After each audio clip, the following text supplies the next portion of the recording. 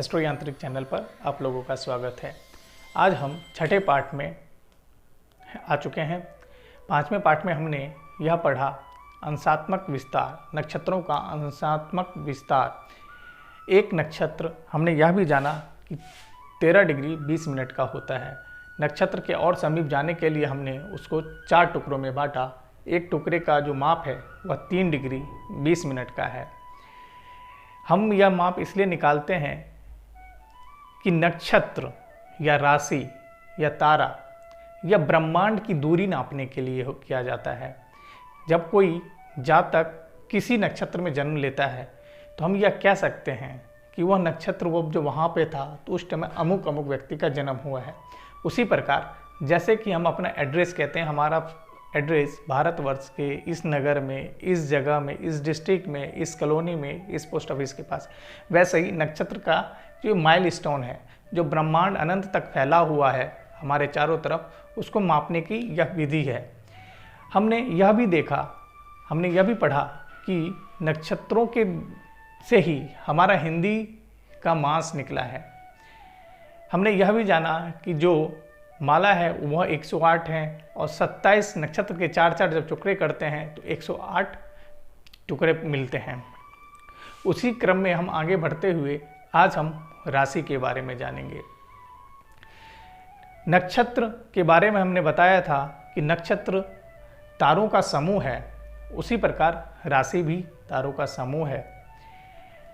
यह ज्योतिष, होरा ज्योतिष के स्तंभ का दूसरा जो मुख्य बिंदु है या मुख्य पार्ट है राशि, उसके बारे में आज हम पढ़ेंगे।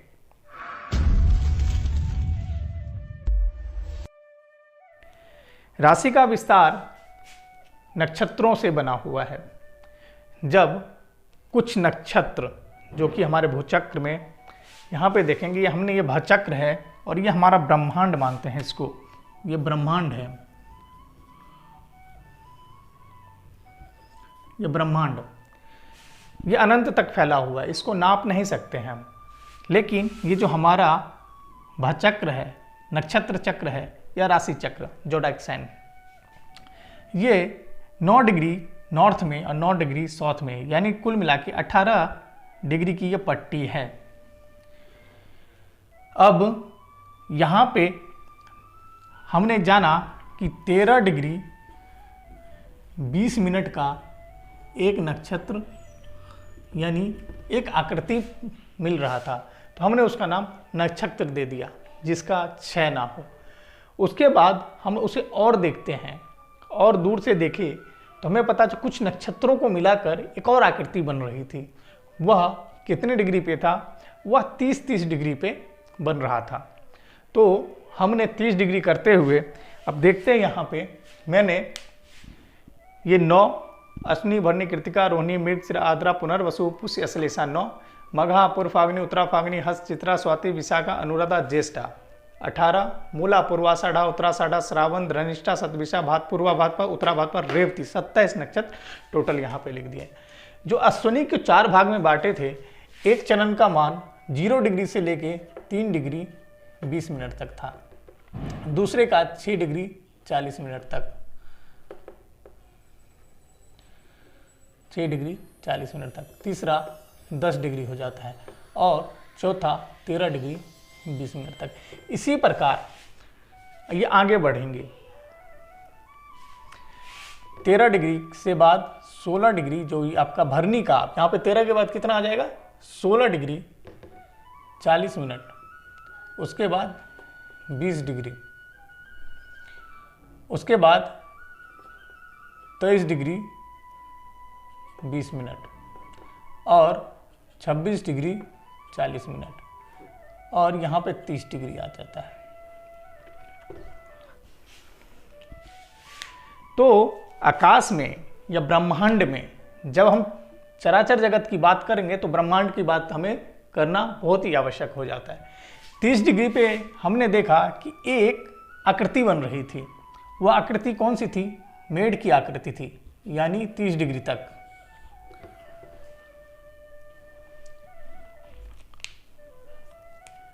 ये तो मेष से हमने इसका नाम मेष दे दिया, मेष राशि। उसी प्रकार जब अंशात्मक विस्तार और ज़्यादा होते हैं तो यह 33 डिग्री,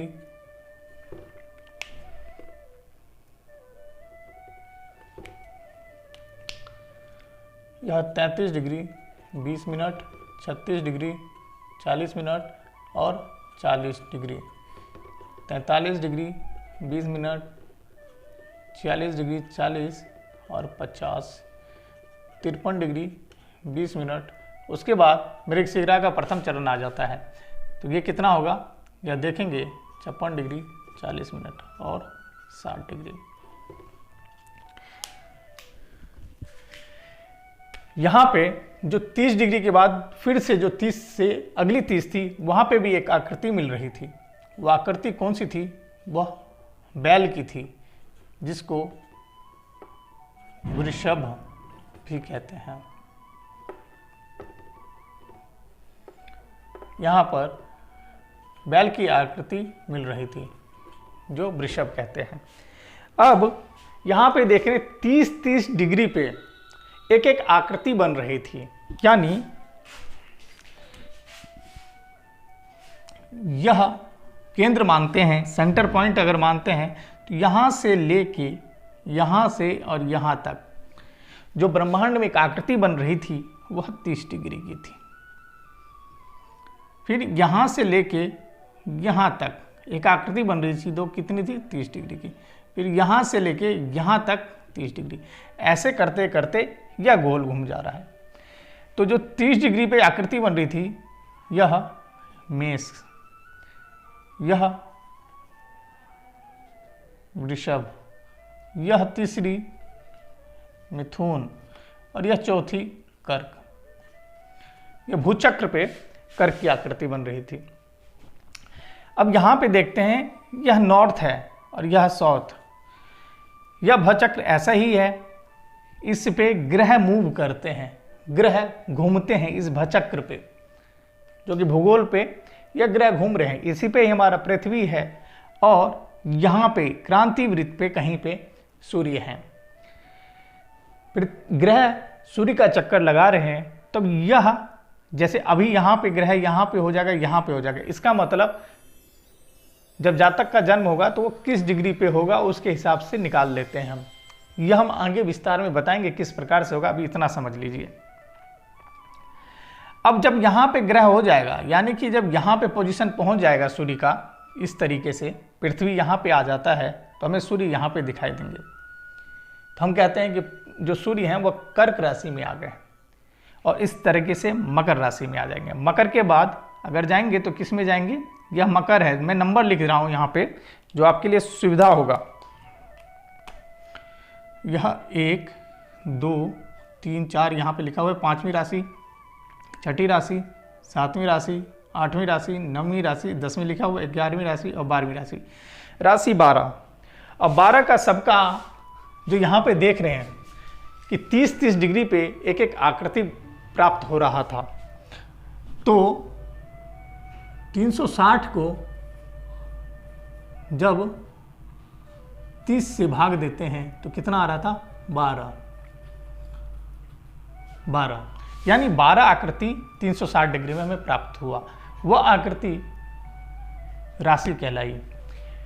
जो 30 डिग्री में चरण देखेंगे कितना है, तो एक नक्षत्र का 4 चरण, 1 2 3 4, दूसरे का भी 4 4 4 8, और एक पहले में इसका चरण में या एक चरण ले लेता है, कृतिका का पहला चरण लेते या 30 डिग्री प्राप्त कर लिया। उसी प्रकार कृतिका के 3, रोहिणी के 4 और मृगशिरा के 2 मिलके एक नक्षत्र बनता है। अब मैं अंशात्मक विस्तार नहीं लिखते हुए यहाँ पे सिर्फ चरण वाइज डिवाइड करके आपको बता रहा हूँ। हमने यह जान लिया कि 9 चरण मिलके एक राशि का निर्माण कर रहा है। उसी प्रकार मृगशिरा के 2, आद्रा के 4 और पुनर्वसु के 3 मिलके मैथुन करते हुए एक युगल बंध दिखा है, जिसका नाम मिथुन दे दिया गया। उसी प्रकार पुनर्वसु में 1 बच गया, अपुष्य अश्लेषा में 4 4 8 और एक 9, जो कि कर्क केकड़े की समान आकृति थी। अब यहाँ पे देख रहे हैं जो अश्लेषा में 120 डिग्री पे ख़त्म होता था, जब हमने पिछली क्लास में दिया, इसलिए आपको बोला था कि आप पिछले पेज पलटा के देखेंगे जहाँ पे हमने लिखा होगा, तो वहाँ पे अश्लेषा, अश्विनी से लेके अश्लेषा तक 120 डिग्री आता है। अगर हम यहाँ पे करेंगे भी 120 आएगा। मैं आपको फिर से एक बार करके दिखा देता हूँ, उसके बाद आप मघा से लेके ज्येष्ठा, मूला से लेके रेवती तक कर लीजिएगा। यह 63, 20, 66, 40, 70, 73, 20, 76, 40, 80, 83, 20, 86, 40, 90, 93, 20, 96, 40, 100, 103, 20, 106, 40, 110, 113, 20, 116, 40 और 120 कर। उसी प्रकार यहाँ पे देखें पूरा ख़त्म हो जाता है अश्लेषा पे, ये पूरा। उसके बाद मघा से इसी तरीके से पहला, 2,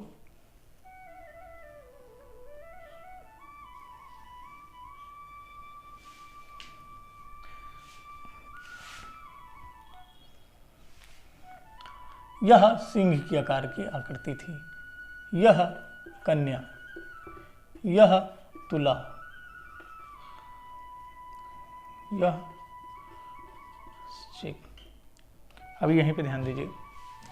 मघा फिर 120 डिग्री से लेके और यहाँ पे ज्येष्ठा 240 डिग्री पे खत्म होता है। अब यहाँ पे देखेंगे कर्क। जब सूर्य यहाँ पे इस डायरेक्शन में आएगा और हमारी पृथ्वी कहीं पे इस साइड है, तो दिखेगा क्या, हमसे दूर दिखाई देंगे। तो इसकी, और हमने क्या बोला था कि पृथ्वी हमारे नॉर्थ साइड में है, तो इसका जो किरण है वो इस साइड की तरफ दिखाई देगा, यानी फिर यहाँ बढ़ेंगे तो इस तरफ की जाते हुए दिखाई देगा, इस तरफ दिखाई देगा।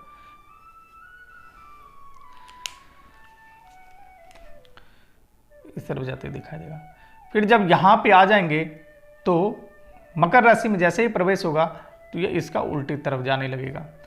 फिर कुंभ में भी ऐसे होगा और मीन में भी ऐसे होगा। अब यहाँ पे आते ही सूर्य की जो प्रकाश है वो उत्तर की तरफ जाने लगेगा।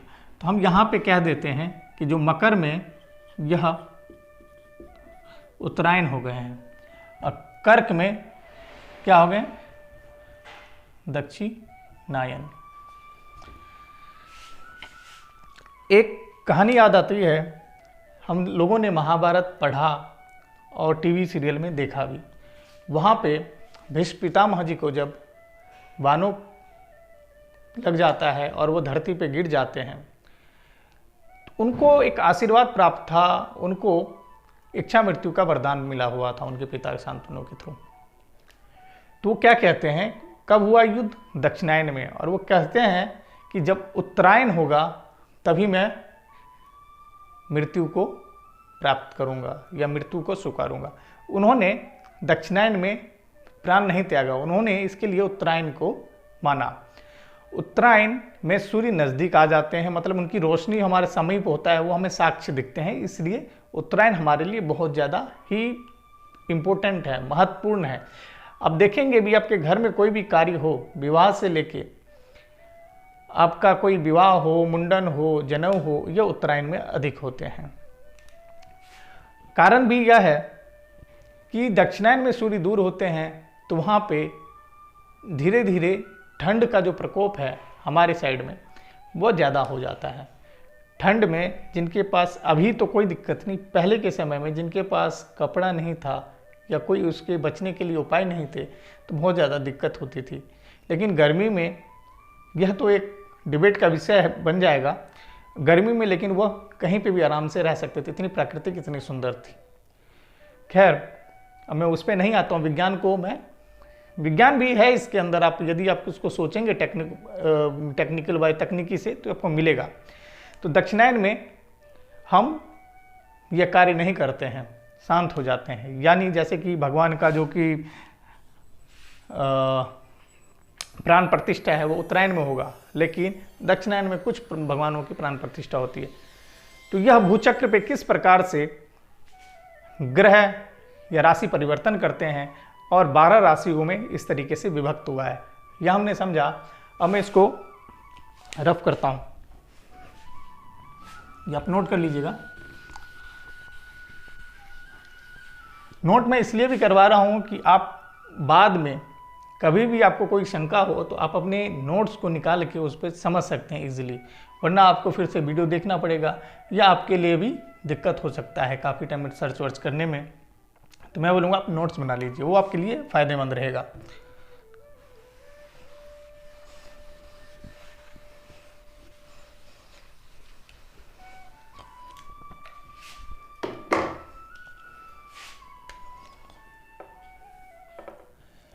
उत्तराषाढ़ तक वृश्चिक के बाद आपका